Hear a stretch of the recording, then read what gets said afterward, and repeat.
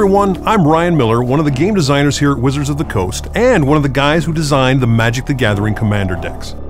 Commander is a Magic the Gathering play format that wasn't designed by us, but by a dedicated group of players. They came up with the rules for play and deck building, as well as deciding which cards are okay to use. Now we here at Wizards thought it was pretty cool that the community came up with such a fun format, so we thought we'd support the Commander player base by releasing 5 decks and packing them with cards that work well in multiplayer games. Now the basics of the format is that you choose a legendary creature to be your commander. You then build a 100-card deck around it. Now, you can't have more than a single copy of any one card, except basic lands, and you have to use the colors your commander has. There's a bit more to it, but you can read the rules at wizards.com/commander. So what do you get with Commander?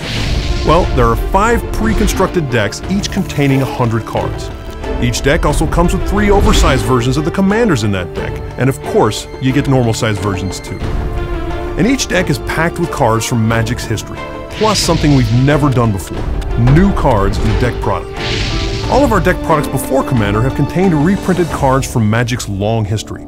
Commander is a great opportunity to add cards that were designed with multiplayer play in mind, so that's what we did. There are a total of 51 new cards spread out among the 5 decks, and each deck has 15 of them. Now, one area that has been short on cards for Commander decks are 3-color Wedge Legends, so we made 10 new ones. So what is a Wedge Legend? Well, a Wedge Legend is any legendary creature that has 2 allied colors and 1 enemy color, like the Mimeoplasm. One of my favorite cards from the set, the Mimeoplasm allows you to take any 2 creature cards from any graveyard on the table and combine it into one huge disgusting creature. And it's got a Tyrannosaurus Rex for an arm, so. While we're talking about my favorite cards, let's talk about Collective Voyage. Now, we did a whole cycle of cards with this ability called Join Forces. It allows anybody on the table to contribute mana to the spell's effect. Now, this one is my favorite because it basically catapults the game from turn 3 or 4 to about turn 12. Next up is Vow of Duty. Now, we did a whole cycle of these auras that basically enchant a creature, making it better, but it can't attack whoever casts that enchantment. And that means you can help out a buddy while protecting yourself at the same time.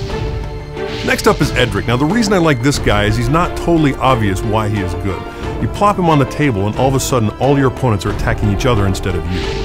Crescendo of War is on the list, not only because I designed it personally, but because it's another card that encourages your opponent to attack each other instead of you. One challenge that many new Commander players face is collecting the staple cards for a 100-card deck. For the Commander decks, we've included some awesome reprints. So that's Commander in a nutshell. And along with our expansion sets, dual decks, and other Magic products, it's yet another way for you to enjoy the world's greatest trading card game. Make sure to check out wizards.com/commander for info, deck lists, and much more.